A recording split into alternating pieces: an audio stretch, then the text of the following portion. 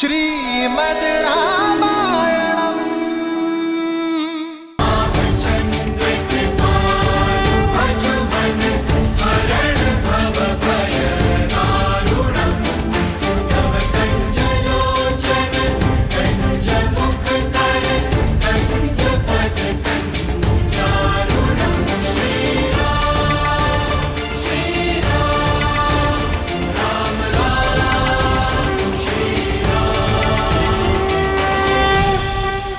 राम,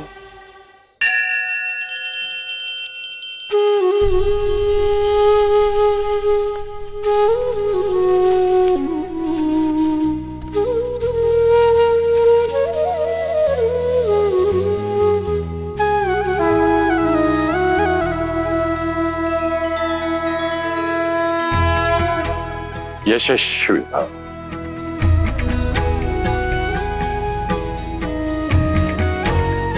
लक्ष्मण,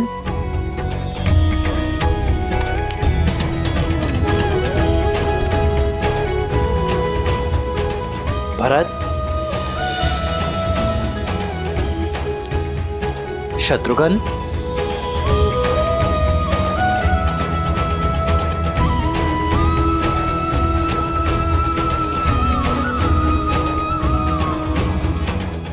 यशस्वी भव।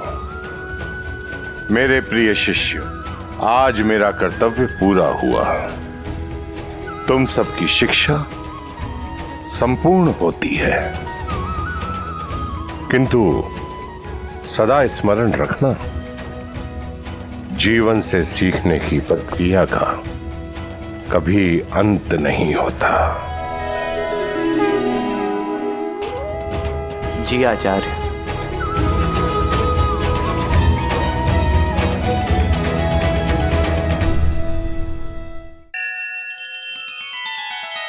श्री रामचंद्र कृपालु भजु मन हरण भव भय दारुणम। नव कंज लोचन कंज मुख कर कंज पद कंजारुणम।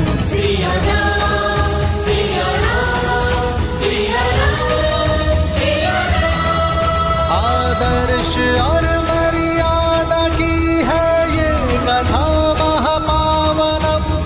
काट मद श्री से मिला दे श्रीमद् रामायणम। श्रीमद् रामायणम।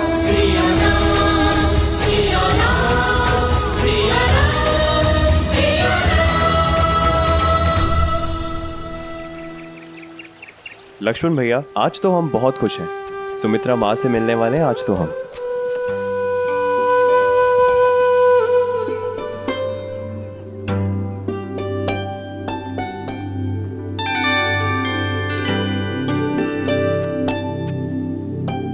लक्ष्मण, घर जाने के प्रबंध हो गए? जी गुरुदेव। भरत,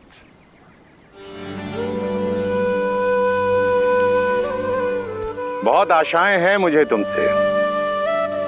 अपने भीतर छिपे हुए गुणों को बाहर लाने पर ध्यान देना। जी गुरुदेव। शत्रुघ्न, अब आप कर्तव्य की ओर जा रहे हो। अधिक उद्दंडता मत करना। जी आचार्य। राम दिखाई नहीं दे रहा है। राम कहाँ है? गुरुदेव, भैया तो प्रतिदिन की भांति आज भी दिनचर्या पर ही गए हुए हैं। परंतु आज तो अवकाश है सबका। गुरुदेव, भैया ने कहा कि भरत, जब तक मैं आश्रम में हूं तब तक अपने कर्तव्यों से विमुख नहीं हो सकता।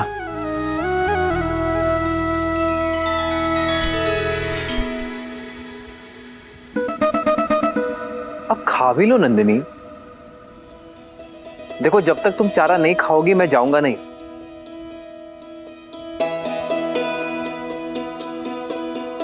नंदिनी, इस आश्रम में मेरी माताएं नहीं थी। तुमने मुझे स्नेह दिया, और मैं भी तुमसे उतना ही प्रेम करता हूं।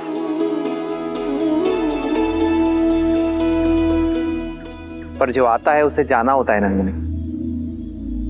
यही नियति है ना।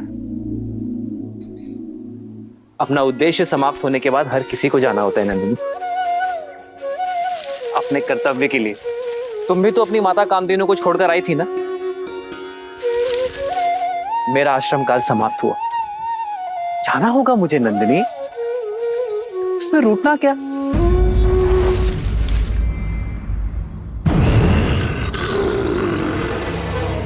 मैं आता रहूंगा तुमसे मिलने। देखो अब मौन होकर चारा खा लो, और कल से कोई और आएगा तुम्हें खिलाने तो शांति से खाना।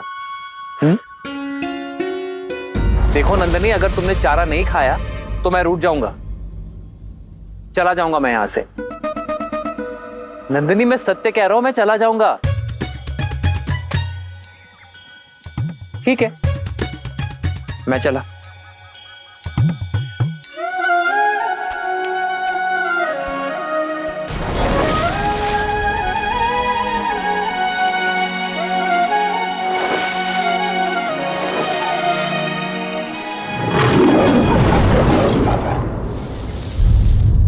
नंदिनी,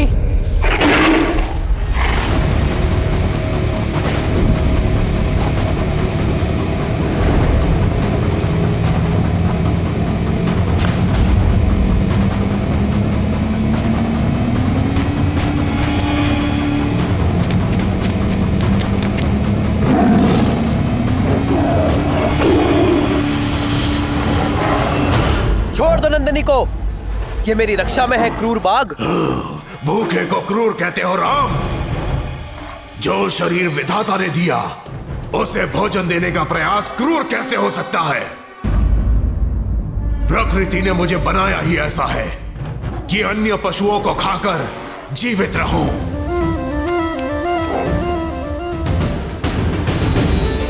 मैं अपने गुरु और मां कामधेनु के प्रति उत्तरदायी हूं। मेरे धर्म के आड़े मत आना, अन्यथा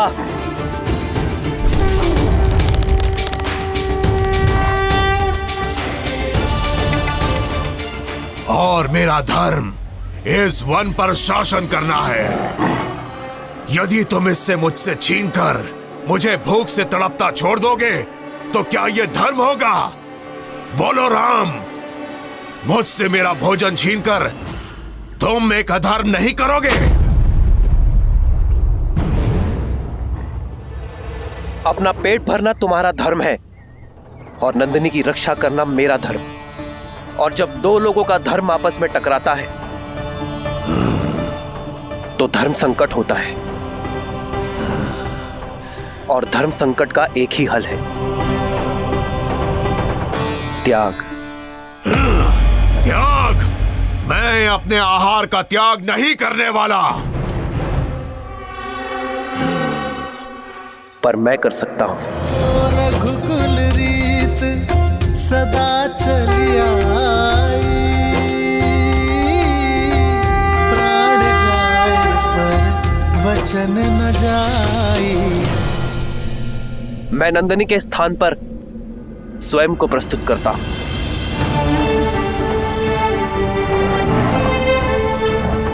नंदिनी को मुक्त कर दो और मुझे अपना आहार बना लो। तुम्हें भोजन मिलेगा और मेरे कुल की प्रतिष्ठा भी बनी रहेगी। एक गाय के लिए अपने प्राणों की आहुति दोगे? मूर्ख मत बनो। चारों ओर देखो, कोई नहीं यहाँ। किसी ने हमारी बात नहीं सुनी। यदि तुमने कहा बाघ ने नंदिनी का आखेट किया तो कोई भी तुम्हें दोष नहीं देगा। दुर्घटनाएं घटती हैं। सत्य कहा, कोई नहीं है यहां, कोई नहीं देख रहा है हमें। यदि सबको सूचना मिलती है कि एक बाघ ने राम को खा लिया तो कोई तुम्हें दोष नहीं देगा। दुर्घटनाएं घटती हैं, कोई नहीं देख रहा है, इसलिए मैं अपने कर्तव्य छोड़ने का पाप नहीं कर सकता, क्योंकि अपने कर्तव्य के लिए त्याग से अधिक शुभ और कुछ नहीं।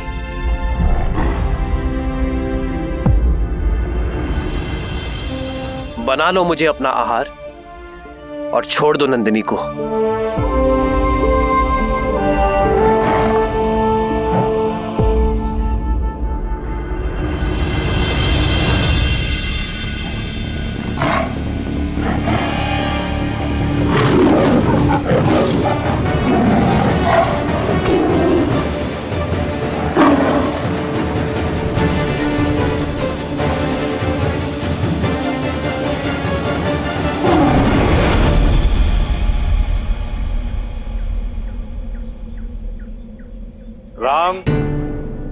नंदिनी सुरक्षित है और तुम्हारा धर्म भी। तुमसे पहले तुम्हारे पूर्वज महाराज दिलीप के सामने भी ऐसी ही परिस्थिति आई थी। उन्होंने भी वही किया जो आज तुमने किया। ये कामधेनु की ली गई परीक्षा थी, उसमें तुम सफल हुए। परीक्षा? हाँ, परीक्षा है। धर्म और अधर्म का ज्ञान होने पर चयन करना सरल होता है राम, किंतु कई बार उचित और अनुचित के बीच में एक हल्की सी धुंधली रेखा होती है, जो आज तुम्हारे साथ हुआ। और कई बार व्यक्ति लोभी हो जाता है, अधर्म अपना लेता है, करुणा को त्याग देता है, परंतु तुमने करुणा का साथ नहीं छोड़ा। मैं तुमसे बहुत प्रसन्न हो रहा। मैं आजीवन आपकी सीख स्मरण रखूंगा आचार्य। धर्म, करुणा, सत्य और त्याग भाव, ये मेरे जीवन के स्तंभ होंगे। मैं आजीवन काम, क्रोध, मोह, लोभ, अहंकार और ईर्ष्या को पराजित करने के लिए युद्ध करता रहूंगा।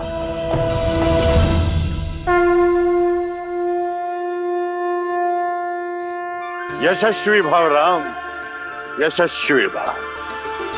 मेरे पास जो आया था वो प्रकाश की एक रेखा थी। मुझे गर्व है राम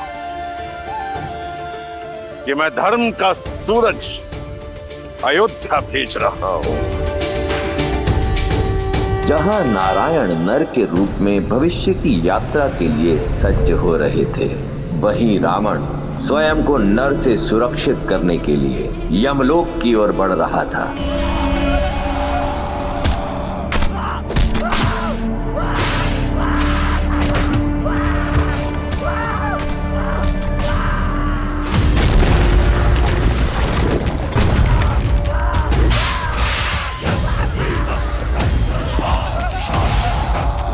यम, कहाँ हो?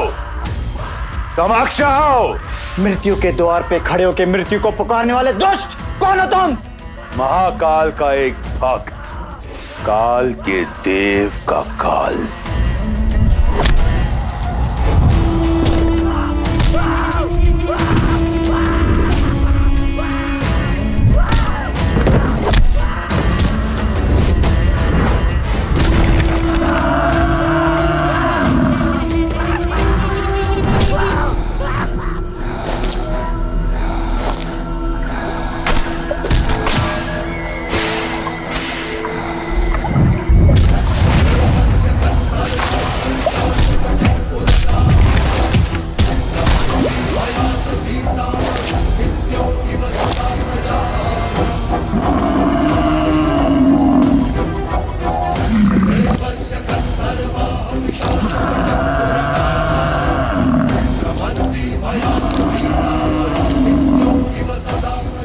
लौट जाओ दशानन।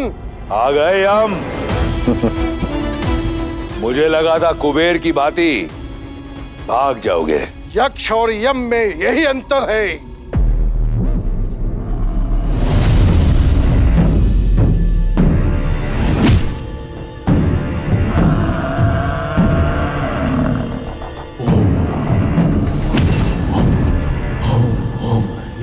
काल को ललकारने वाले अकाल मृत्यु को प्राप्त करते हैं।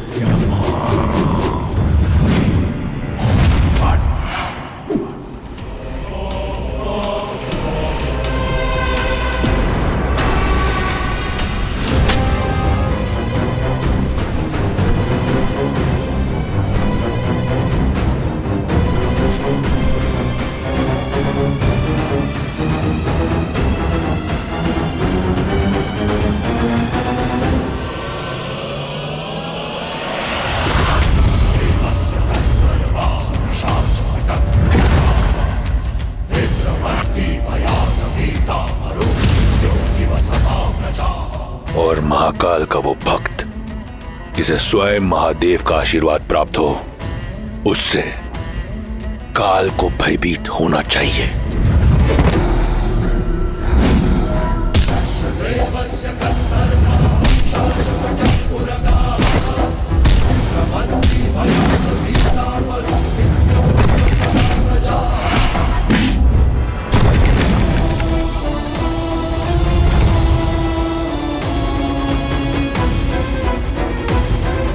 मूर्खता मत कर रावण। ब्रह्मदेव के दिए वरदान का अनुचित लाभ मत उठा। उसी वरदान के अनुसार तुम मुझे मार नहीं सकते। सोचता हूं आज मृत्यु को ही मृत्यु दे दूं।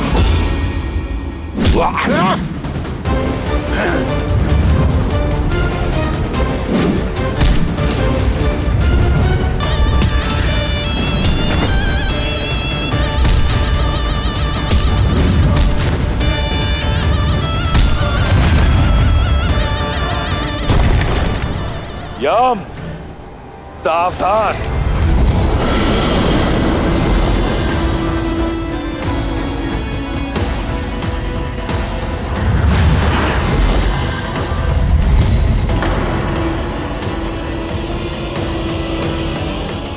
रुक जाओ दशानन।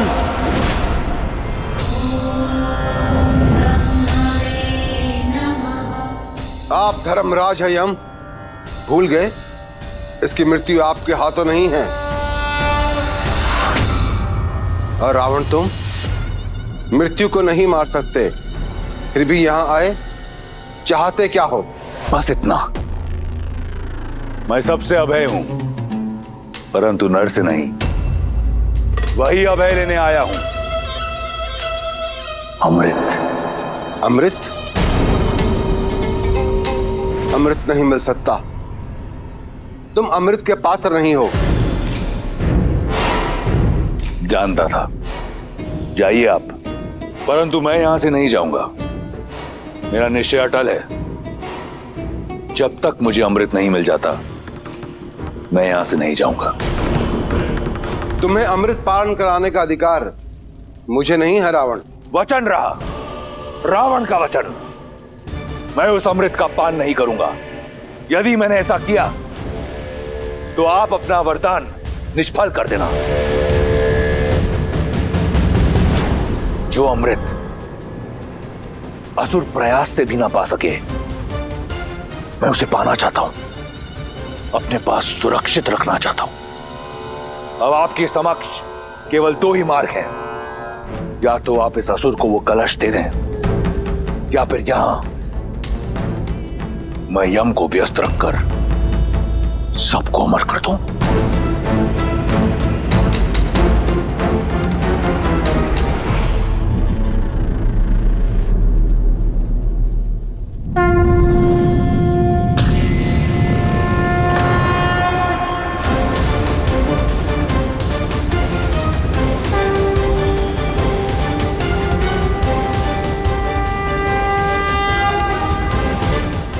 उत्तम, अति उत्तम। वचन रहा, मैं इसका पान नहीं करूंगा। यह सर्वदा मेरे साथ सुरक्षित रहेगा।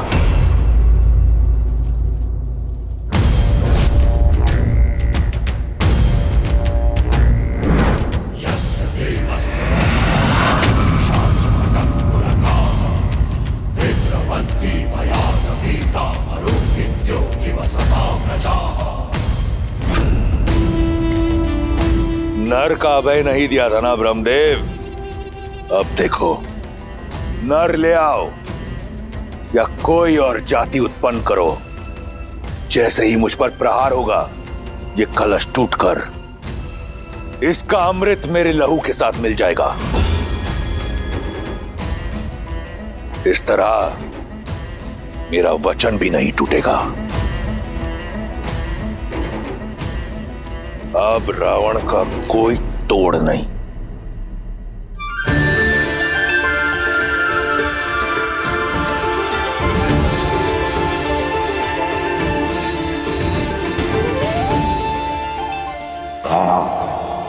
आकाश में घुलता यह हरा रंग इस बात का प्रतीक है कि राजकुमार गुरुकुल से अयोध्या के लिए प्रस्थान कर चुके हैं। श्री रामचंद्र की जय, श्री रामचंद्र की जय, श्री रामचंद्र की जय, श्री रामचंद्र की जय, श्री रामचंद्र।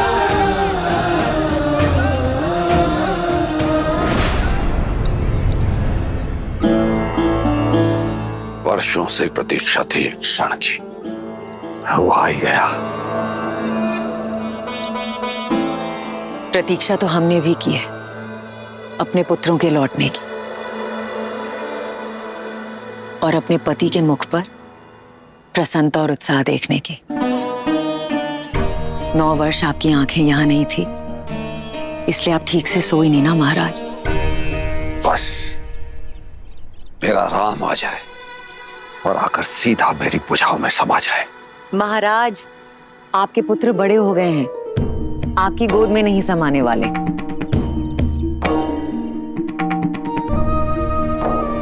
हम तो ये भी नहीं जानते कि हमारे पुत्र दिखते कैसे हैं महाराज। ये निर्दयी समय कितने वेग से दौड़ता है ना। अपनी नन्हे मुन्ने आंखों के तारे भेजे थे हमने गुरुकुल, और आज जो लौट कर आ रहे हैं वो अयोध्या की प्रजा की आंखों के सूर्य हैं। कितनी आशाएं, कितने दैत्व बंधे हैं राम से। आज के पश्चात राम का जीवन सदैव के लिए बदलने वाला है। क्या जाने नियति हमारे पुत्रों को किस ओर लेकर जाएगी। किंतु मैं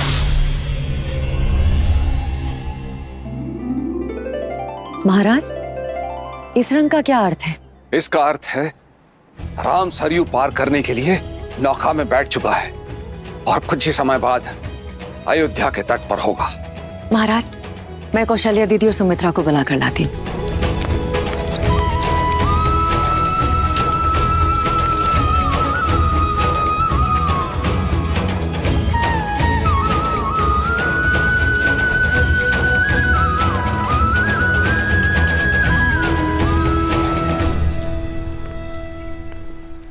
क्या हुआ महारानी? ऐसा क्यों प्रतीत हो रहा है कि आप किसी बात को लेकर चिंतित हैं? देवी गार्गी ने जो कहा वो सुनने के बाद एक माँ चिंतित कैसे ना हो महाराज।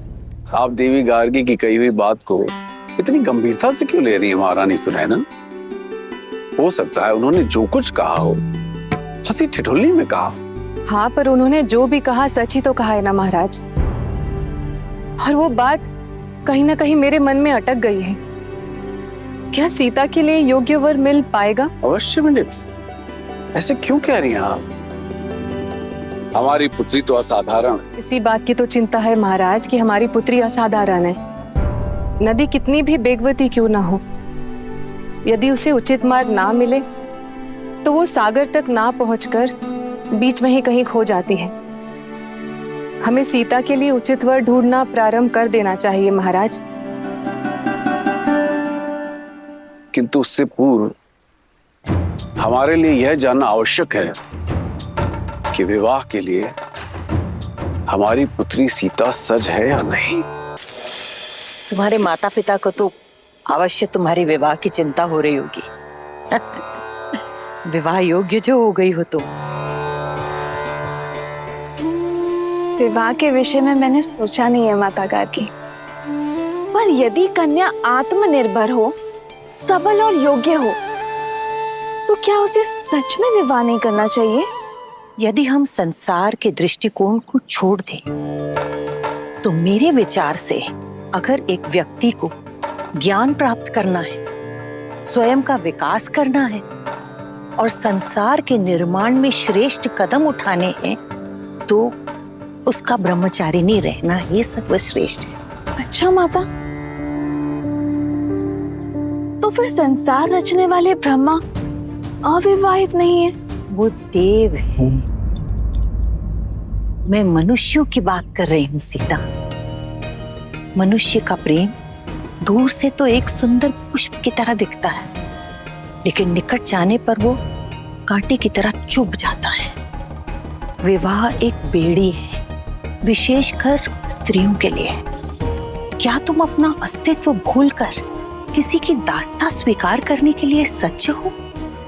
क्या तुम ऐसा जीवन जीने के लिए सज्ज हो जिसमें तुम्हारे सपने तो चूर चूर हो जाएंगे, किंतु तुम्हारे पति का सपना तुम्हारे जीवन का सत्य होगा। उसकी इच्छा तुम्हारी इच्छा होगी।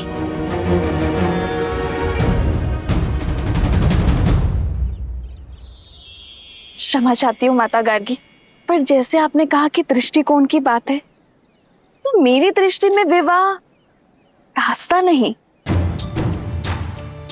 आस्था है।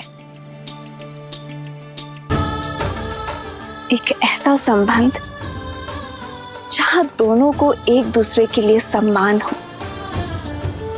समर्पण हो और समझ हो।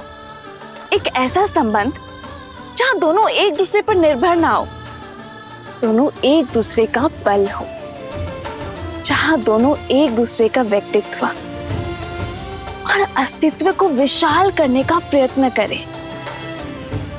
उस विवाह से सुंदर और मीठा और कुछ नहीं हो सकता माता गार्गी। जैसे शिव और पार्वती हैं, वो दोनों एक दूसरे के अर्धांग हैं, पर एक दूसरे को पूर्ण करते हैं। जैसे लक्ष्मी और नारायण। लक्ष्मी नारायण वो लक्ष्मी जो सदा विष्णु के चरणों में पड़ी रहती है, और जब विष्णु विश्राम करते हैं तो लक्ष्मी उनकी सेवा में तल्लीन रहती है।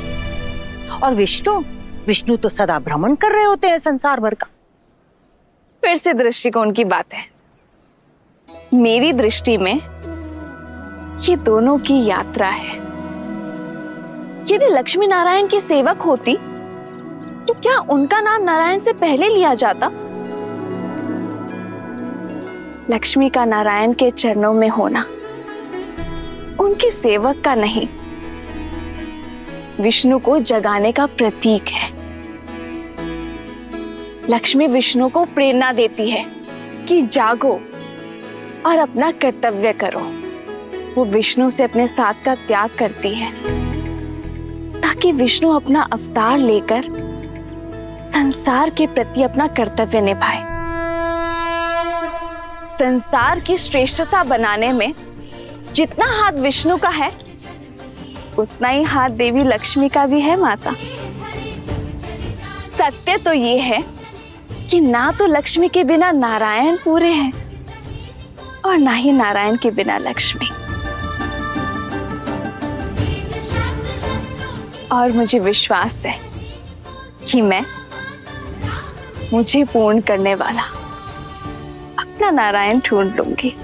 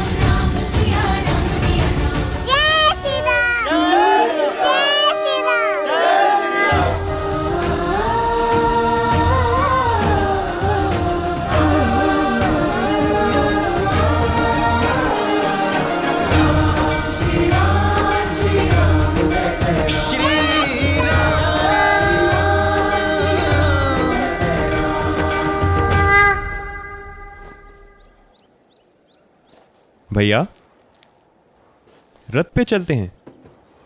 रथ में चले तो अयोध्या के सामीप्य का आनंद कैसे मिलेगा शत्रुघ्न? राम भैया केवल माता पिता के नहीं, तो सर्वप्रथम अयोध्या के हैं, अपनी प्रजा के हैं। आइए भैया, चलिए भैया। श्री रामचंद्र की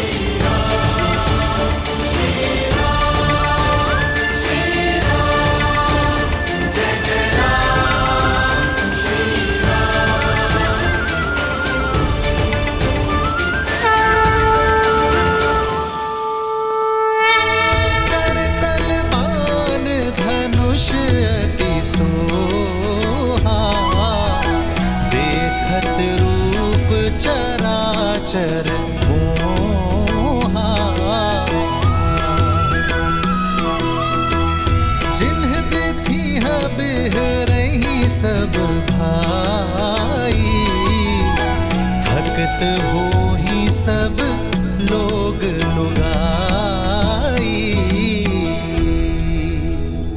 कौशलपुर बासी नर नारी, वृद्ध अरु बाल, प्राण हुते प्रिय लागत सब, कहूँ राम कृपाल।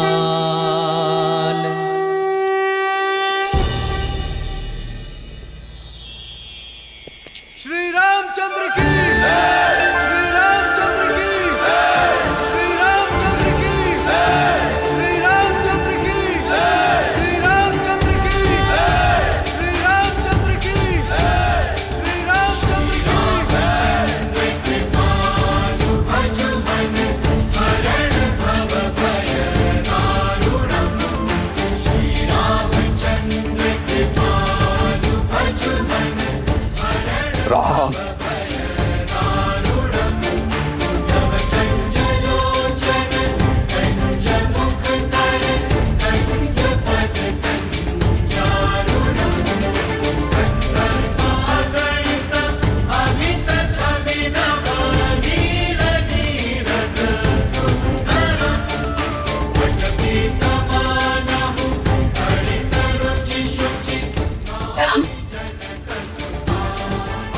देखिए दीदी, हमारा राम कितना बड़ा हो गया है।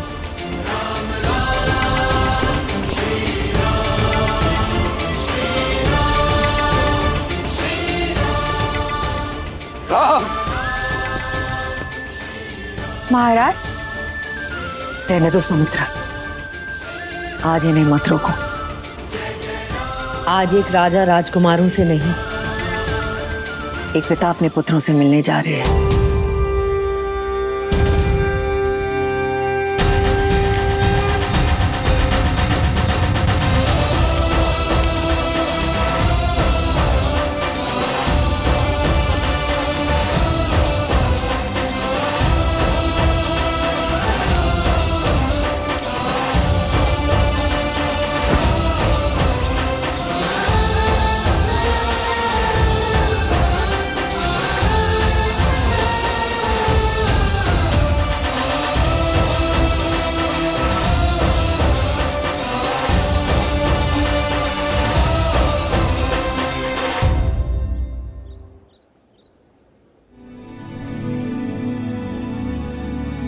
राम, कैसे बताऊं तुम्हें, तुम्हारे बिना एक एक पल किस प्रकार बिताए हैं मैंने।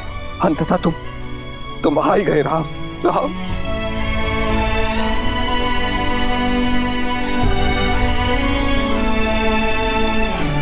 मेरे राम। जी पिताश्री, गुरु वशिष्ठ के आशीर्वाद से हमारी शिक्षा संपूर्ण हुई। प्रणाम गुरुदेव। यशस्वी भव। भूल हो गई गुरुदेव, राम के स्वागत को इतना आतुर था कि किसी और पे दृष्टि गई नहीं। इसमें तुम्हारा दोष नहीं है पुत्र, राम के मुखमंडल की आभा ही ऐसी है कि जो भी उसे देखता है सारे संसार को भूलकर उसी में खो जाता है।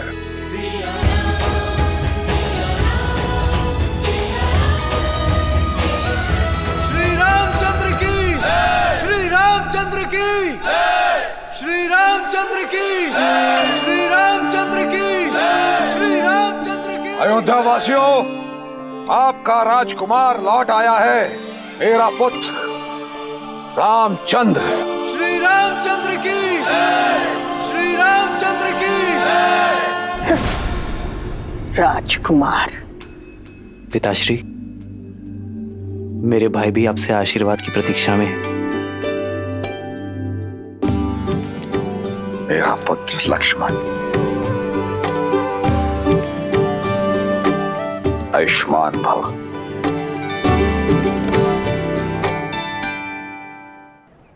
हाँ, मेरा सबसे छोटा पुत्र शत्रुघ्न।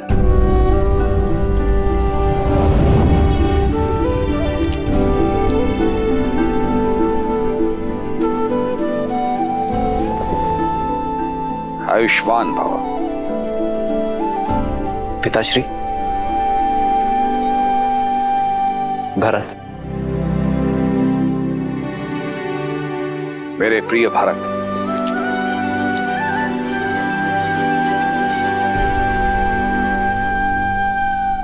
नमन पिताश्री। आयुष्मान भव।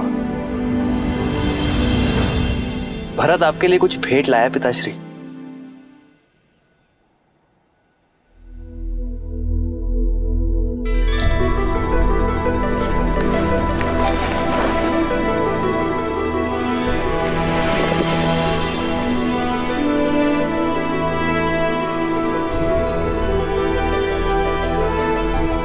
क्या मैं कभी ऐसा भी दिखता था?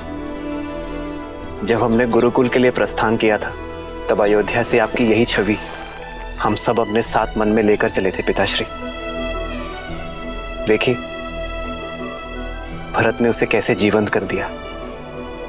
मेरे पुत्र में इतनी अद्भुत प्रतिभा है ये तो मुझे ज्ञात ही नहीं था। आशा करता हूं बाण भी उतने ही वेग से चलाते होंगे। जी पिताश्री।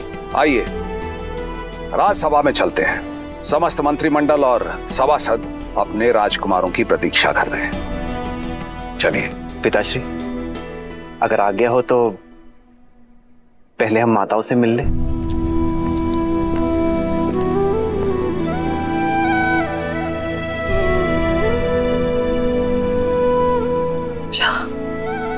माँ। आयुष्मान भव।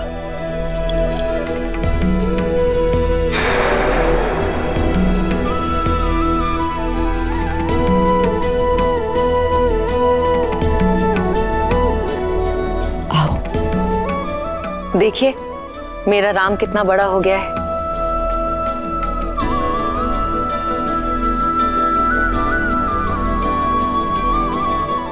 अपने पिताश्री की भांति कीर्तिमान और वीर बनो पुत्र। मैं तो आप जैसा बनने का आशीर्वाद चाहता हूँ माँ सुमित्रा। मुझ जैसा? मुझ में ऐसा क्या है? वो जो किसी में नहीं।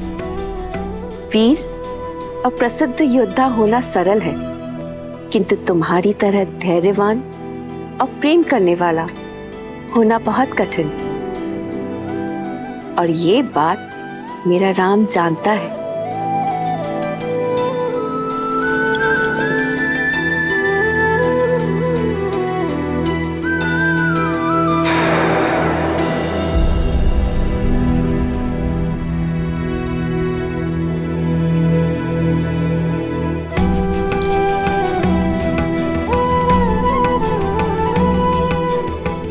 माँ,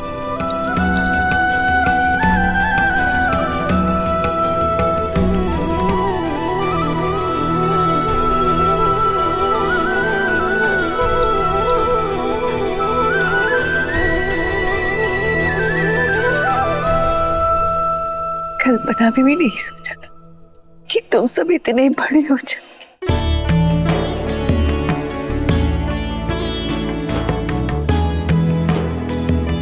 हमने अपने नन्हे नन्हे पुत्र गुरुकुल भेजे थे और देखिए सब इतने बड़े होकर लौटे हैं। सोचा था जैसे नन्हे मुन्ने भेजे थे वैसे ही वापस आएंगे।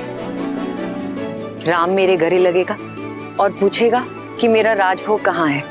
आज भी तो गले लगा ना माँ। वैसे मेरा राजभोग कहाँ है?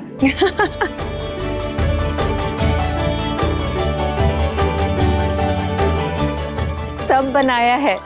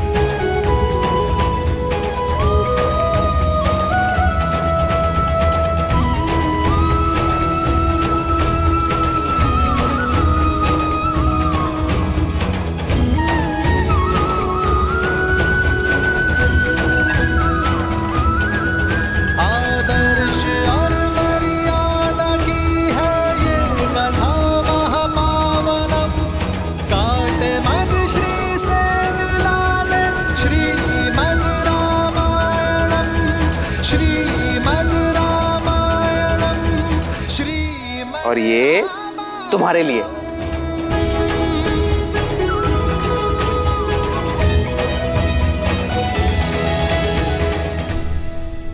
और हमारे राम भैया ने लक्ष्मण भैया को नदी में धक्का दे दिया। अरे तो इसमें इतना हंसने वाली क्या बात है? और हमारे भरत भैया, ये तो सदा राम भैया की सहायता के बिना कुछ करते भी नहीं थे। लेकिन सच में आश्रम में हमें बहुत काम करना पड़ता था, लेकिन आपके हाथ का स्वादिष्ट भोजन खा के सच में आनंद ही आ गया हमें। अच्छा पुत्र, ये बताओ कि आश्रम में तुम सबने क्या सीखा? पिताश्री, राम भैया तो आश्रम में सबके मुख्य थे। धर्म हो, शस्त्र हो या शास्त्र हो, हमारे राम भैया सबसे आगे। और अंतिम दिन गुरुदेव ने बड़ी भीषण परीक्षा ली राम भैया की, और वो भी बिना बताए। अच्छा, क्या परीक्षा ली थी? माया और करुणा में अंतर की।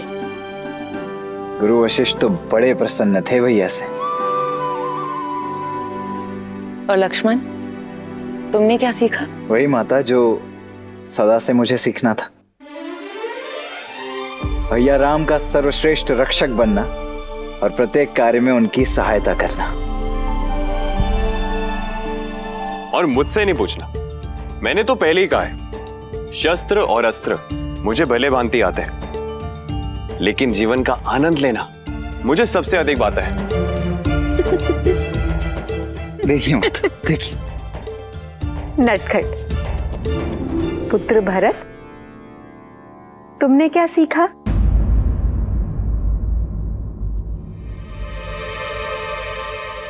मेरा भरत बहुत अच्छा धनुर्धारी है। आप पर जब लक्ष्य सिद्ध हो तभी। पर हमारे भरत भैया का अधिक मन कला में है। मेरे भरत भैया कविता बहुत अच्छी लिखते हैं और चित्र तो बहुत ही सुंदर बनाते हैं। ये तो बहुत ही अच्छी बात है कि हमारे सारे राजकुमार युद्ध करना जानते हैं। जो शस्त्र के साथ शास्त्र में प्रवीण हो, कला में ज्ञातक हो, मन से कोमल हो, वो विशेष है।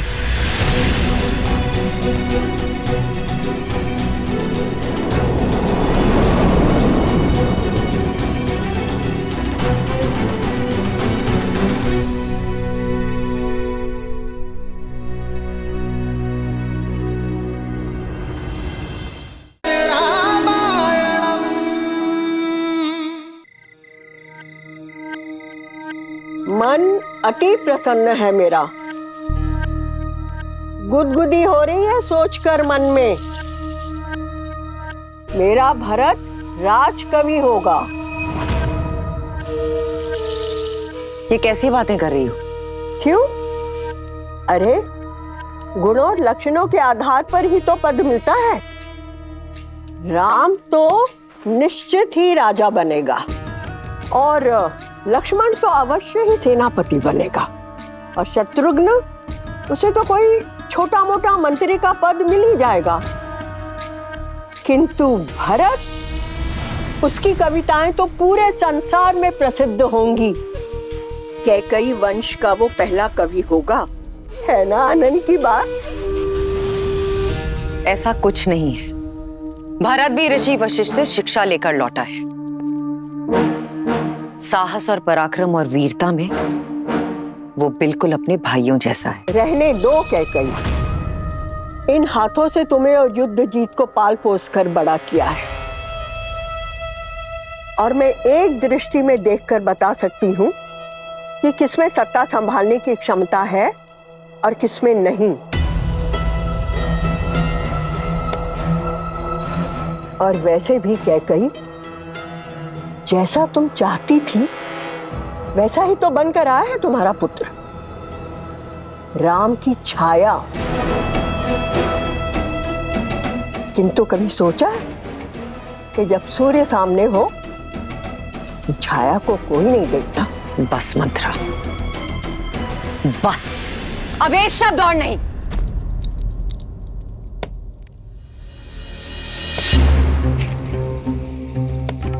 बुरा क्यों लगा कैकई? तुम तो अवध की रानी हो, राम की माँ हो। मैं तो आज भी तुम्हारी दासी मंथरा हूँ, तुम्हारी शुभ चिंतक। मंत्रा, एक शब्द और नहीं। निकलो यहां से और एक काम करना, आज रात तुम बाहर ही सोना। जाओ यहां से। मैं चली जाऊंगी कैकई, मैं तो श्वान हूँ, कुकर। मैं वहां आंगन में रहकर भी तुम्हारी रखवाली करूंगी कैकई। पर कब तक? मेरे बाप कौन तुम्हें संभालेगा? वो पुत्र जो राम की छाया बन गया है, या वो पति जो राम का दास है? मंत्रा, एक शब्द और नहीं। मंत्रा, निकलो अभी यहां से।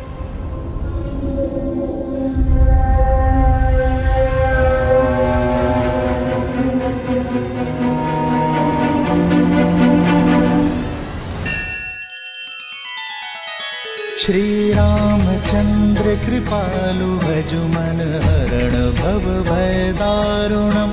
नव कंज लोचन कंज मुख कर कंज पद कंजारुणम। सिया राम, सिया राम, सिया राम, सिया राम। आदर्श और मर्यादा की है ये कथा महापावनम। काट मद श्री से मिला दे श्रीमद रामायणम, श्रीमद रामायणम। सिया राम, सिया राम, सिया राम, सिया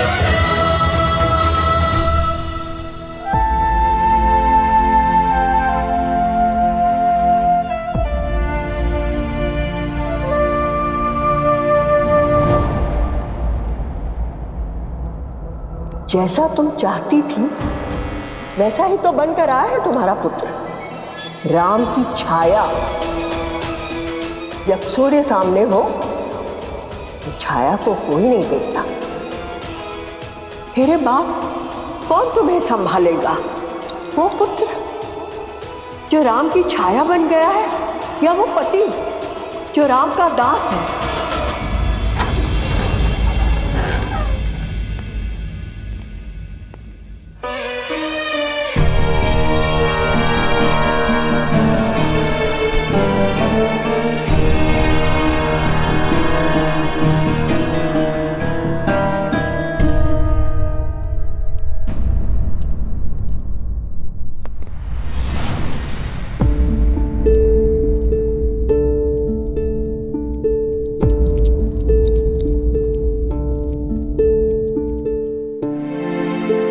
ऐसा पहले भी हो चुका है, किंतु तब आपके पुत्र आपके पास नहीं थे। अब तो आपके पुत्र आ गए हैं, अब क्यों नहीं सोए? वर्षों से प्यासी इन आंखों को तृप्त कर रहा हूं कैकई। किंतु तुम क्यों नहीं सोई? क्योंकि आज भी इनके भविष्य के सपने मेरी आंखों में है। महाराज, चलिए ना, उपवन में चलते हैं, थोड़ा भ्रमण करते हैं। चलिए ना।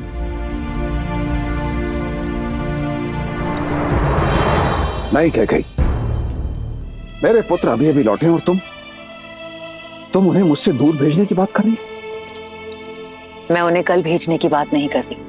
1-2 मास उनके स्नेह का आनंद उठाने के पश्चात हमें एक कठिन निर्णय लेना होगा महाराज। नहीं कैकई, ये वियोग मेरा हृदय तोड़ देगा। अयोध्या के सुयोग के लिए ये वियोग आवश्यक है महाराज। वो बरगद का पेड़ देख रहे हैं? आपने ही उसे उसके पिता की छाया से दूर किया था ताकि वो पनप सके, किंतु अन्य पौधों का क्या? आपने कदाचित नहीं देखा है, लेकिन मैंने एक बात का अनुभव किया है। संदेह नहीं कि राम एक दिन अयोध्या पर राज करेगा, किंतु तब उसे विश्वस्त और अनुभवी भाइयों की आवश्यकता होगी। इस वक्त अति आवश्यक है कि हमारे सारे पुत्र राजकाज सैन्य संचालन सीखें। राजनीति भी यही कहती है कि साम्राज्य के सभी पुत्रों को एक साथ एक स्थान पर नहीं होना चाहिए।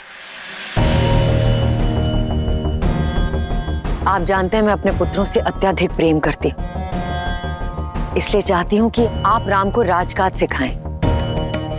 भरत को मेरे भाई युद्धजीत के पास भेज दिया जाए तक्षशिला अभियान के लिए, लक्ष्मण को करुपदा और शत्रुघ्न को मधुपुर विजय के लिए। कैकेयी, तुम अपने पुत्र भरत की बात करो, मैं अपने अन्य पुत्रों को अपने से दूर कहीं नहीं भेजूंगा।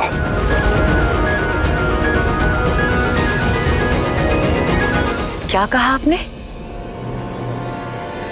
केवल मेरा पुत्र भरत, अर्थात भरत के अतिरिक्त मैं किसी की माता नहीं। कैकेयी, तुम मेरी बात का अनुचित अर्थ निकाल रही हो। मैं आपके शब्द और अर्थ दोनों समझ गई हूं महाराज। आप केवल मेरे पुत्र भरत को कैकैया जाने का आदेश दीजिएगा, और यदि वो प्रश्न करे तो उसे कह दीजिएगा उसकी कठोर मां कैकैयी ने आदेश दिया है। और हां, दर्पण दिखाने के लिए धन्यवाद महाराज, ये अनुभव करवाने के लिए कि मैं केवल भरत की माता हूं, राम की नहीं।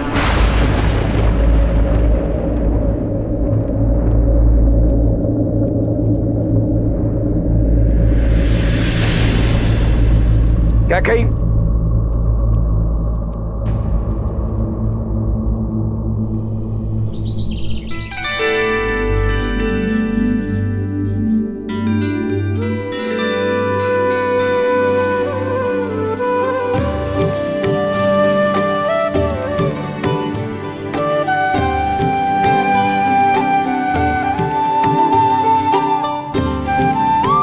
कुमार भरत, आपके लिए एक सूचना है।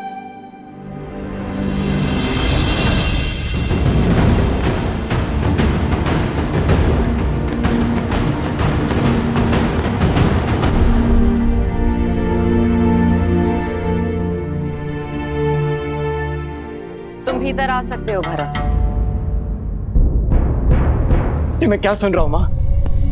पिताश्री ने मुझे कैकैया भेजने का आदेश दिया है। ये तो बहुत अच्छी बात है। अपने नानाश्री और मामाश्री को मेरा प्रेम और प्रणाम देना। माँ, आप, पिताश्री ने कहा है कि ये सब आपकी इच्छा है। आप मुझे अयोध्या से दूर क्यों कर रही हैं माँ?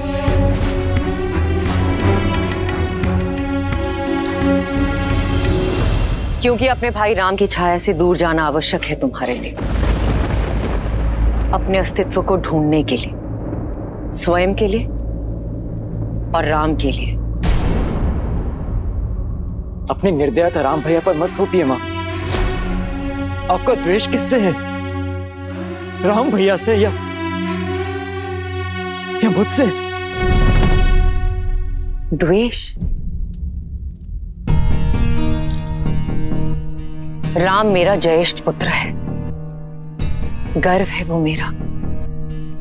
और तुम्हें मैंने अपनी कोख से जन्मा है, अस्तित्व हो तुम मेरे। भूल कर भी कभी मत सोचना कि मैं अपने पुत्रों से द्वेष कर सकती हूं, परंतु अपने स्वार्थ के लिए, अपने प्रेम के लिए उनके भविष्य को कभी दांव पर नहीं लगा सकती। देखो स्वयं को भरत, कैसे टूटे हुए लाचार दिख रहे हो। देखो मुझे, तुम अयोध्यापति नरेश दशरथ के पुत्र हो, अश्वपति के नाती हो, तुम कैकैयी के भरत हो, राम के भाई हो तुम। यदि मेरे ये सब कहने के पश्चात भी तुम्हें लगता है कि मेरी दृढ़ता मेरा स्वार्थ है और मैं निर्दयी हूं और इस कारण तुम मुझसे घृणा करना चाहते हो, तो मुझे ये भी स्वीकार है भरत।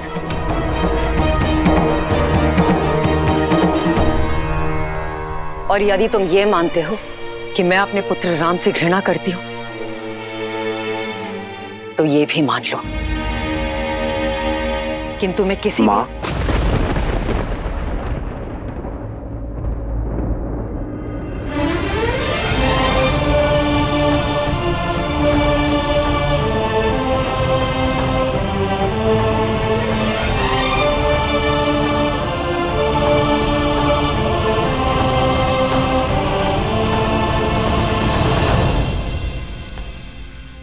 राम, मेरा कहने का वो तात्पर्य नहीं था। पुत्र और मां के बीच शब्दों का नहीं, भावों का संबंध होता है मां।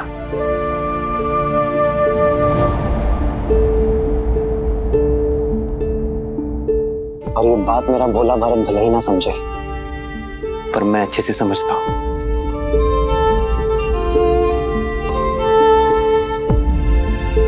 पिताश्री का आदेश सुना तो आपको धन्यवाद देने चला आया।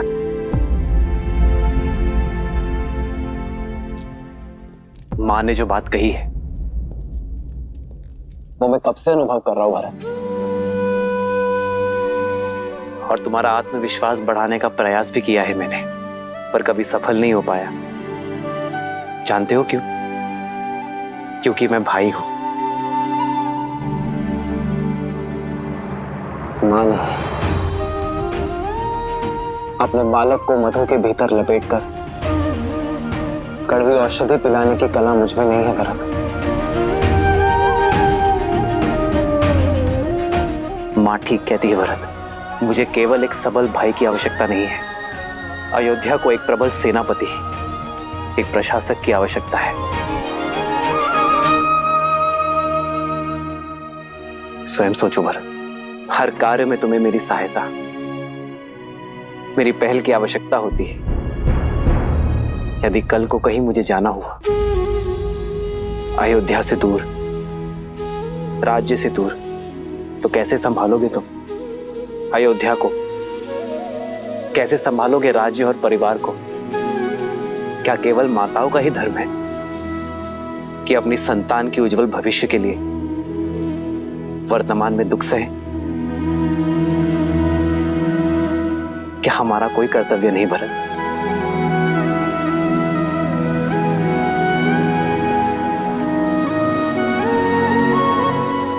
मेरी मां मुझसे कभी घृणा, कभी द्वेष कर ही नहीं सकती, क्योंकि मेरे लिए वो स्वयं उस पुत्र से दूर रहने को सज्ज है जिसे उन्होंने जन्म दिया।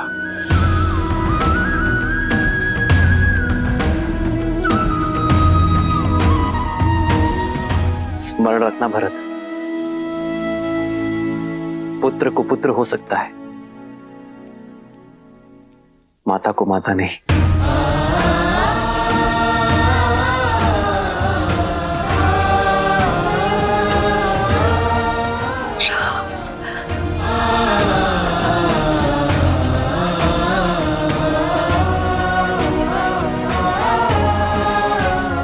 मुझे क्षमा करना मां, मैं जाने को सज्ज हूं।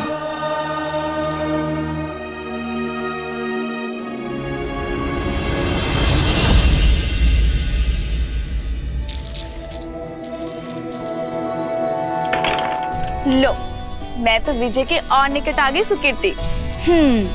इतनी सरलता से मैं आपको जीतने नहीं दूंगी, क्योंकि मेरी बारी अभी शेष है। देखा, पौ 12 आप लोगों से आगे हुई ना उर्मिला दीदी।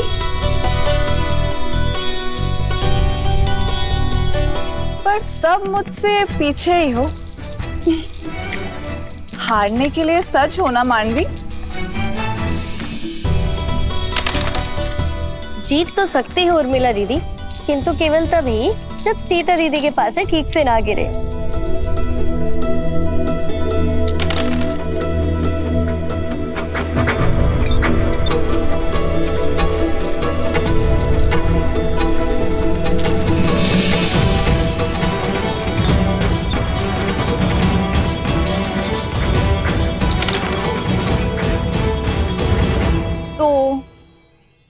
मैं तो हार गई और मैं जीत गई। देखा सीता दीदी, आप फिर से जानबूझ के हार गई ना।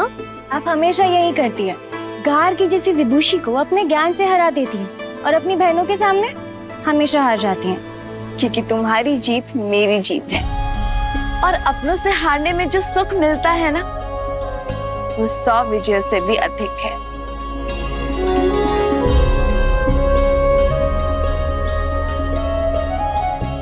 पिताश्री,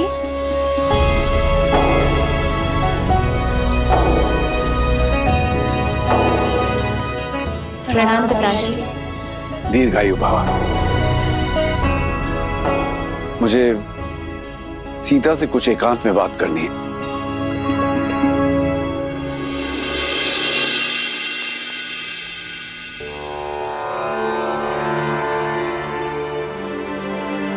सीता, मैं जानती हूँ पिताश्री कि आप मुझसे क्या बात करना चाहते हैं। अपने पिता के मन की बात को सदैव कैसे समझ जाती हो पुत्री? जिस पिता ने इतनी कठिनाइयां सहकर अपनी पुत्री को सारे आनंद दिए, वो अपने पिता के मन की दुविधा को कैसे नहीं समझेगी पिताश्री? पुत्री की आयु होने पर हर पिता के मुख पर चिंता रहती है और साथ ही आपके मुख पर यह भी उलझन है कि क्या आपकी पुत्री इस विवाह के लिए सज है या नहीं। तो इस उलझन का हल क्या है पुत्री? जब उलझन ही नहीं है तो हल कैसा पिताश्री? मैं आपसे ये नहीं पूछूंगी कि एक कन्या को अपना घर छोड़कर पराये घर में क्यों जाना होता है, क्योंकि मैं जानती हूँ कि एक स्त्री में ही इतनी शक्ति होती है कि वो अपना संसार छोड़कर एक नया संसार बना सके, अपने संस्कार, अपने आदर्श आने वाली पीढ़ी को दे सके जो उसने अपने पिता से पाए हैं। पिताश्री, संसार समझता है कि स्त्री का कोई एक घर नहीं होता, जहां जन्मी वो मायका और जहां जाती है वो ससुराल। परंतु पिताश्री, मेरा मानना है कि कन्या सौभाग्यशाली होती है क्योंकि उसके एक नहीं 2-2 घर होते हैं। जहां जन्म लेती है उनसे नाता जुड़ा रहता है और जहां जाती है उन्हें भी अपना बना लेती है। मैं तुम्हें विश्वास दिलाता हूं पुत्री, मैं तुम्हारे लिए सुयोग्य वर ढूंढूंगा, तुम्हारा स्वयंवर रखूंगा। मैं भारत के सबसे पराक्रमी, सबसे समृद्ध राजकुमारों को निमंत्रण भेजूंगा। किंतु पिताश्री, इस स्वयंवर में मैं अपना वर किस आधार पर चुनूंगी? किसके पास कितनी धन संपत्ति है ये देखकर, या किसकी सेनापति शक्तिशाली है इस चुनौती पर? पिताश्री, विवाह सेना संपत्ति से या राज्य से नहीं होता है ना? क्या इस स्वयंवर में मैं उस वर को चुन पाऊंगी जिसके साथ मैं जीवन के हर क्षण में प्रसन्न रहूंगी? तुमने तो एक उलझन से निकालकर दूसरी उलझन में डाल दिया पुत्री।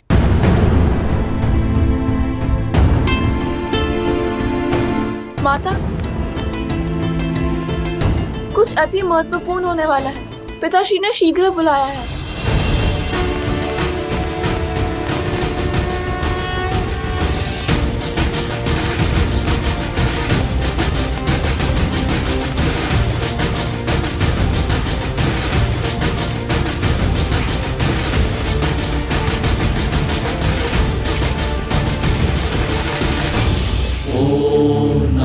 शिवाय, ओम नमः शिवाय, नमः शिवाय, नमः शिवाय, नागेन्द्रहाराय त्रिलोचनाय भस्मान्तरागाय महेश्वराय नमः शिवाय, नमः शिवाय। हे महादेव, मेरी पुत्री सीता को जैसा वर चाहिए केवल आप ही दे सकते हैं। अब मुझे समझ में आया, 8 वर्ष की आयु में कदाचित सीता का आपका धनुष उठाना मेरे लिए संकेत था कि आप सीता के भविष्य का उत्तरदायित्व उठाएंगे। प्रभु, मैं सीता के स्वयंवर की घोषणा करना चाहता हूं।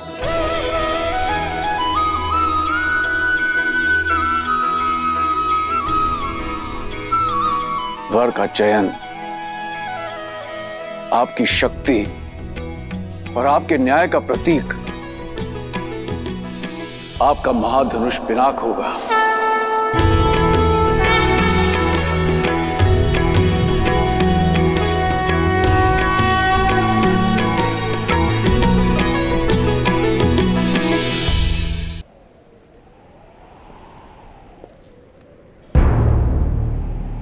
मैं अपनी पुत्री सीता के स्वयंवर की घोषणा करता हूं।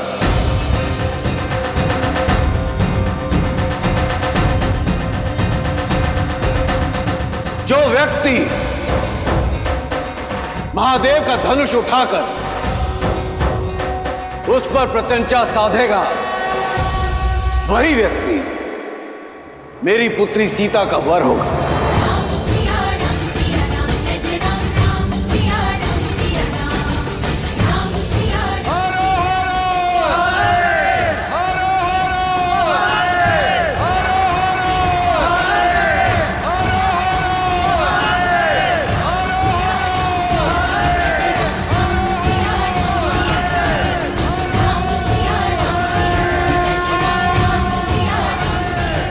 जनक ने सीता के लिए वर ढूंढने का उत्तरदायित्व आप पर छोड़ दिया है प्रभु। सत्य तो यह है देवी कि मिथिला में अपने इस उत्तरदायित्व को निभाने का प्रबंध मैंने कई वर्ष पहले ही कर दिया था। कैसे, बताइए ना, कैसे ढूंढेंगे जनक राम को? जो सच्चे मन से राम को खोजना चाहें, राम तो उन्हें मिल ही जाते हैं। और वैसे भी संसार में ऐसा कौन है जो राम को खोजना नहीं चाहता।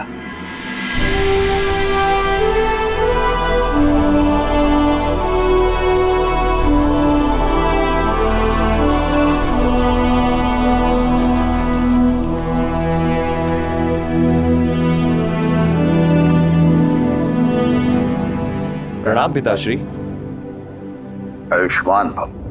मैं कल भोर होने पर कह जा रहा हूं पिताश्री। आपकी अनुमति लेने आया हूं।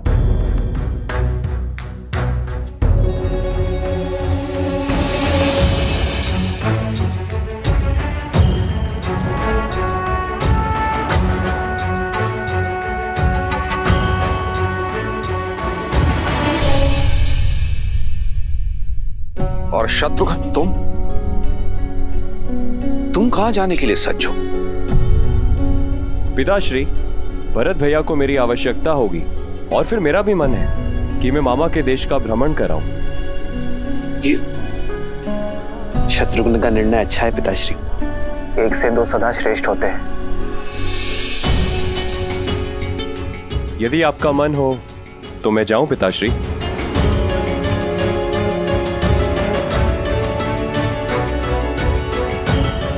चिंता ना करें पिताश्री, मैं हूं ना आपके पास।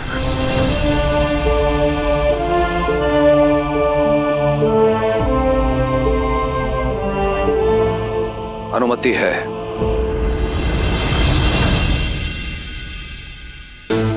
तुमने 2 अंधों के जीवन का सहारा छीना है। तुम भी अपनी आंखों के तारे से दूर हो जाओगे।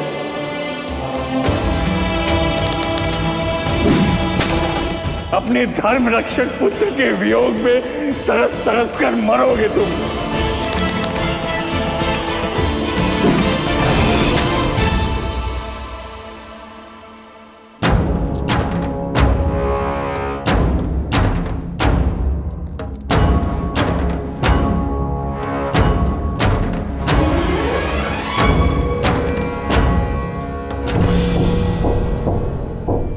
प्रणिपात ऋषिवर।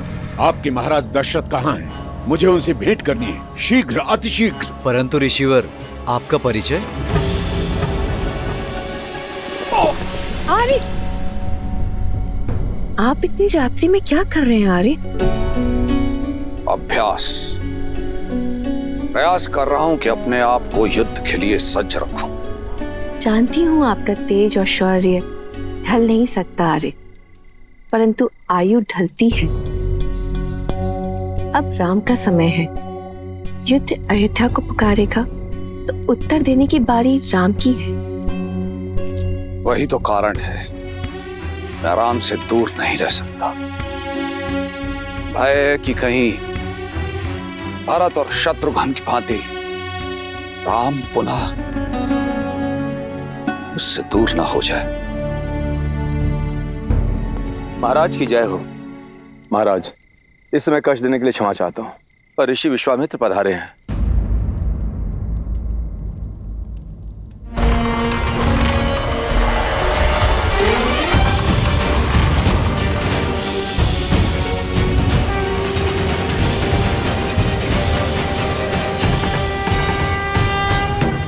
अयोध्या की भूमि पर आपके चरण पड़े, अयोध्या धन्य हुई। अपने चरण कमलों से इस भूमि को पावन करें ऋषिवर, पधारिए।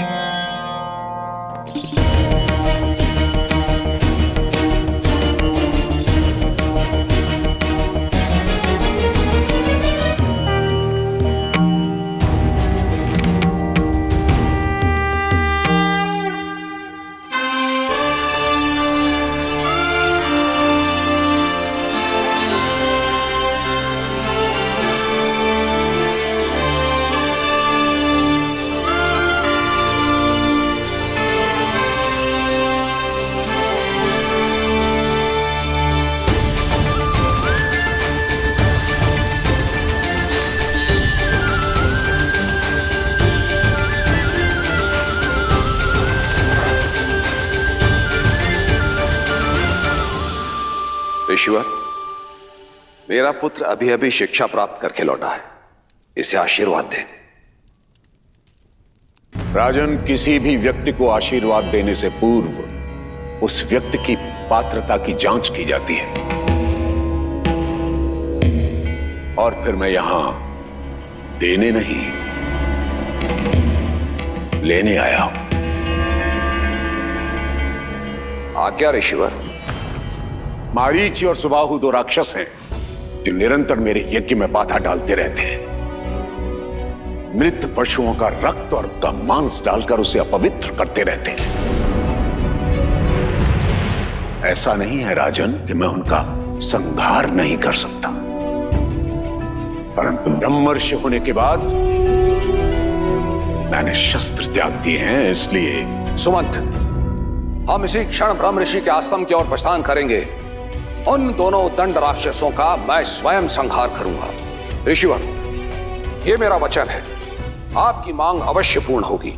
इस तुच्छ कार्य के लिए स्वयं अयोध्यापति वहां जाएं, ये तो उचित नहीं लग रहा है।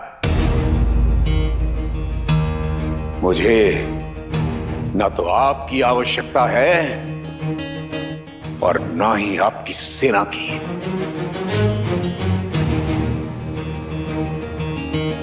तो ऋषिवर, मैं और क्या दे सकता हूं?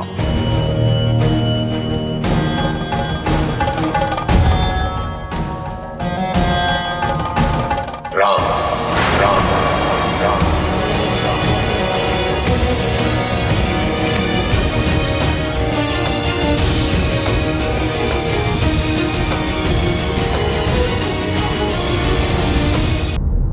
राजन, आप अपने पुत्र के लिए आशीर्वाद चाहते थे और मैं सहाय था। आप राम मुझे दे दीजिए, दोनों की इच्छाओं की पूर्ति हो जाएगी। किंतु ऋषिवर, मेरा राम, वो तो बालक है अभी। तो यूं समझिए कि उस बालक के बड़े होने का समय आ गया। किंतु मेरे राम को तो युद्ध का अनुभव ही नहीं है ऋषिवर। राजन, अनुभव युद्ध करने से होता है। और फिर जो शिक्षा आदरणीय ब्रह्मर्षि वशिष्ठ ने उसे दी है, उसकी परीक्षा भी हो जाएगी।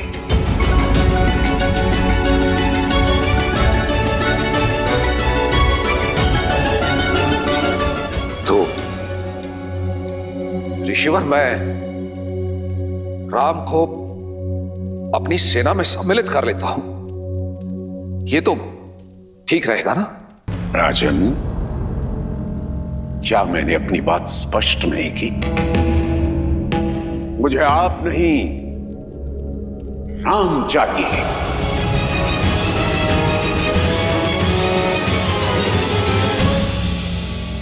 ऐसा अनर्थ न करे ऋषिवर। राम तो अभी अभी लौटा है, इसका वियोग मेरे प्राण हर लेगा ऋषिवर, मेरे प्राण हर लेगा। रघुकुल रीति सदा चले आई, प्राण जाए पर वचन न जाए। परंतु ऐसा प्रतीत होता है कि आप इन शब्दों को विस्मृत कर गए हैं राजन। प्राणों की इतनी ही चिंता है तो रघुकुल की वचनबद्धता का ढिंढोरा क्यों पीटते हैं अयोध्यापति? विश्वास नहीं होता कि आप महान राजा हरिश्चंद्र के वंशज हैं, जिसने अपना सब कुछ त्याग दिया था अपने शब्दों का मान रखने के लिए। पहली बार अयोध्या ने निराश किया।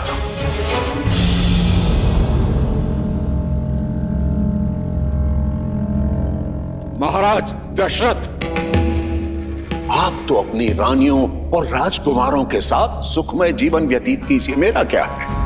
मैं तो सहायता के लिए किसी दूसरे द्वार को खटखटा लूंगा, परंतु आज के बाद कभी मत कहिएगा प्राण जाए पर वचन न जाए। ऋषिवर, ठहरिए ब्रह्मर्षि।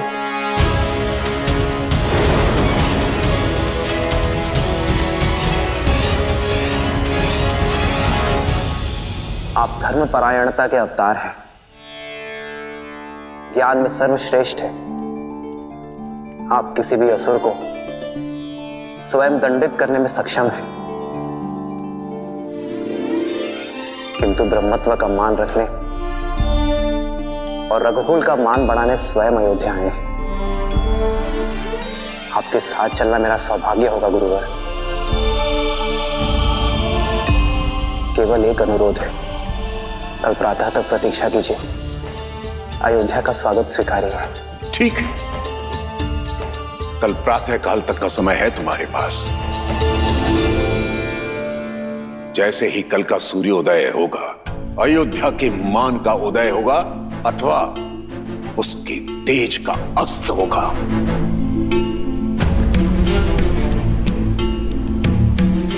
आचार्य, पिताश्री, पिताश्री,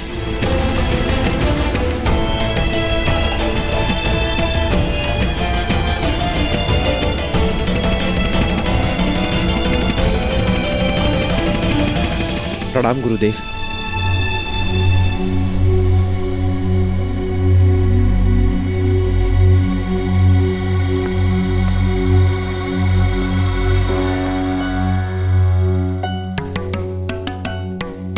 आपके यहां आने का कारण केवल यज्ञ की रक्षा करना नहीं था, इतना तो मैं समझ गया हूं ब्रह्मर्षि विश्वामित्र। आप राम को परखने आए हैं। ब्रह्मर्षि, क्या आपको इतना भी अनुभव नहीं कि राम स्वयं नारायण है? अनुभव किया है ब्रह्मर्षि, परंतु सामने रखी धातु स्वर्ण होते हुए भी उसकी परख की जाती है। और आप तो भली भांति जानते हैं, नारायण समय समय पर अनेक अवतार लेते रहे। परशुराम स्वयं उनके एक अवतार हैं। हर अवतार का एक उद्देश्य होता है, जैसे इस अवतार का उद्देश्य मर्यादा की स्थापना है। परंतु रावण के अंत के लिए राम की पात्रता को जांचना मेरा कर्म है, और यदि वे नारायण के पूर्णावतार हैं तो उन्हें उनकी यात्रा के लिए मार्ग प्रशस्त करना मेरा कर्म है। आप क्रोधित हो गए। ब्रह्मर्षि, मैं आपसे क्रोधित नहीं हूं, मैं उस विघ्न से क्रोधित हूं जो राजा दशरथ ने खड़ा किया था।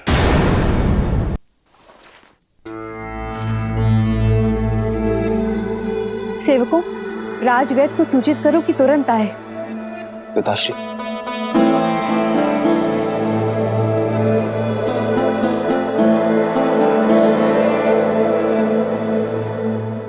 आपका स्वास्थ्य सदा ठीक रहता है पिताश्री। ये अचानक क्या हुआ आपको? थक गया हूं, विश्राम की आवश्यकता है।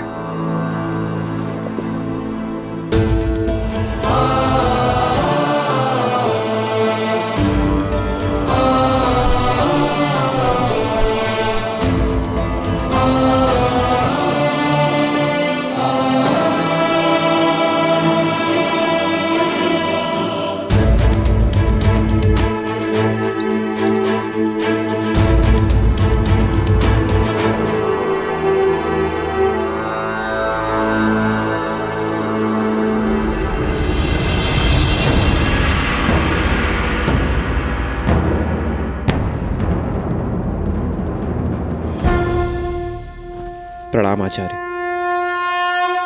महाराज दशरथ की ठीक नहीं है आचार्य, कोई कुंठा है उनके मन में। तुम्हें क्या प्रतीत होता है? ऐसा क्या है? यही प्रश्न मुझे आपसे करना है आचार्य। पिताश्री का ऐसा व्यवहार मैंने कभी नहीं देखा। एक ऋषि को उसकी मनचाही सहायता देने में इतना संकोच क्यों? मैंने पहले भी कई बार अनुभव किया है आचार्य। पिताश्री हम लोगों से दूर होने की बात से ही सिहर जाते हैं। जो व्यक्ति देवासुर संग्राम से नहीं डरा, वो अचानक दो राक्षसों से अपने पुत्र के सामने की बात को लेकर भयभीत क्यों है? आपने तो उन्हें बालपन से पाला है, उन्हें शिक्षित किया है। मेरी माताओं से अधिक आपने उन्हें निकट से देखा है। एक पुत्र होने के नाते मेरा यह कर्तव्य है आचार्य कि मैं अपने पिताश्री के मन के भय को दूर कर सकूं। बोलिए आचार्य, उनके भय का कारण क्या है? भय के बिना प्रेम निभता नहीं है, पर प्रेम ही सबसे बड़े भय का कारण है। उनका भय तुम हो राम, तुमसे बिछड़ने का भय है जो तुम्हारे पिता को दुर्बल बना देता है। उन्हें मोह है राम अपनी संतान से, विशेषकर तुमसे राम। आप तो आचार्य हैं, उनके पिता समान, उनके गुरु भी आप ही हैं, तो क्या आप उन्हें इस व्यथा से दूर नहीं कर सकते? कई बार रोग का कारण ही उसकी औषधि होता है राम। दशरथ का रोग भी तुम हो और निदान भी भय की काट विश्वास होता है राम। अब देखना है कि राम अपने पिता को वो विश्वास दिला पाता है या नहीं। प्रश्न दशरथ के धर्म का नहीं, राम के कर्म पर है।